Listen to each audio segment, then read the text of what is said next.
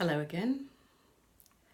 In my last video I talked about the astonishing weight of the head, brain or no brain, within, using my beautiful stone as a demonstration. Today I want to continue by talking a little bit about the effect that an alarm bell, my head is out of balance, the tide of muscular tension that will go through the body if the head is seriously out of alignment. Because as soon as muscles start to grab the bones because they're worried about falling down, that tension percolates through to every single muscle in the body, especially your bowing arm, especially your hands and arms and wings. All of the associated extra unnecessary postural tensions that creep in when this heavy head is threatening to topple us, that will all have a profound effect on our playing. One of the things that can affect that as well is inaccuracies in the way in which we understand how this wonderful body is structured and put together. So when I held up my head in the last video, I held it up as an oval, let's put it over here, as an oval with the length from top to bottom. Now, I'd like to take a bet that if I asked most people who maybe are not medically minded or anatomists to put their hand on the bottom of your head at the front, I'd probably see something like this.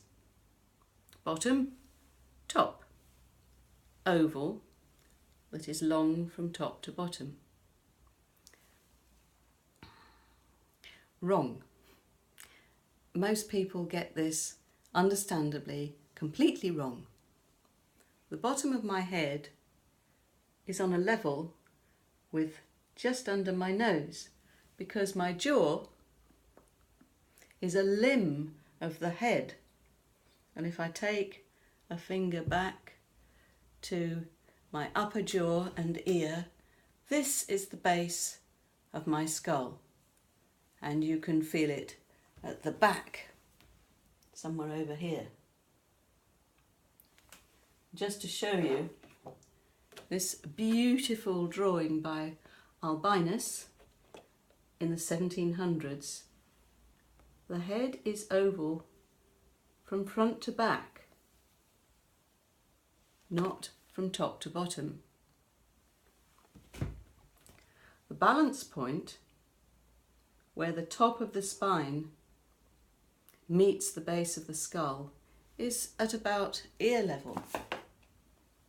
So if I take a line through the base of my nose to my ear and somewhere in the centre of my head here, the balance point, the fulcrum on which my skull sits, is very much higher up than anybody, or certainly myself, might have thought before I understood all this. So if you put your tongue at the back of your mouth on your soft palate, like that, just behind the soft palate, that's where this fulcrum, this point of balance is. If you've had an understanding that the bottom of your head is here, at your chin, you are likely to move as though your chin is the bottom of your head, sort of a chin head. And you can see that that takes my neck into a rather awkward kink here. If on the other hand, I understand that the point of balance is up here between my ears, then I have more of what you could call a nose head. You take your fingers and walk back along your skull, until there's a little point, a little knobble, and then if you were walking along a cliff, you'd go over the edge at this point.